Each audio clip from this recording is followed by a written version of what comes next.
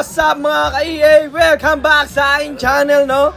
Yan po, nandito po tayo sa Araneta Coliseum na kung saan ay a-attend tayo ng graduation day ng ating kiddies.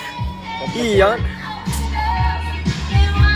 Ayan po, ang aking anak na si Willard.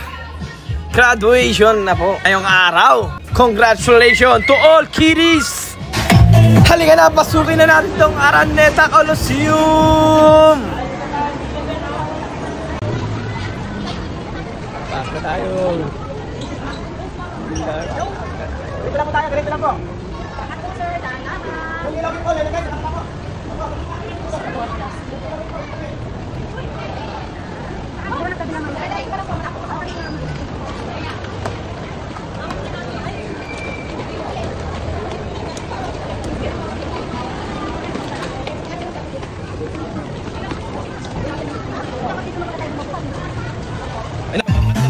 Maraming salamat sa iyo, Joy Belmonte, ang aming punong mayor ng Quezon City, sa iyong pa-venue. Congratulations to all kiddies!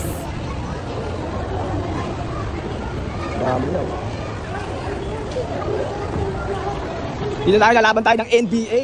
Ayan guys, no? Ito yung mga player guys. Ito yung mga player, yan ang NBA guys, no?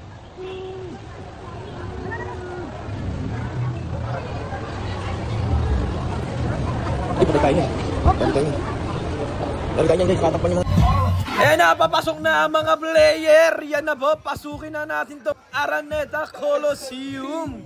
Ayan na ang mga player, no? Excited na umanood ng 76ers and Philadelphia. Yan na po. Sino kaya mananalo sa grupong ito?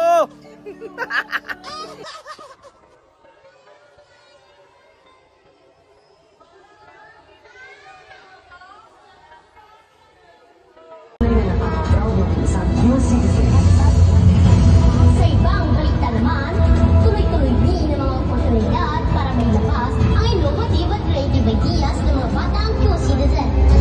Ang ibang detalye sa ulat Britanya. Tinutulungan ng Quezon City Government ang mga kabataang Q-citizen na mapaunlad ang kanilang ideya, lalo na sa pagtatayo ng sarili nilang negosyo. Isang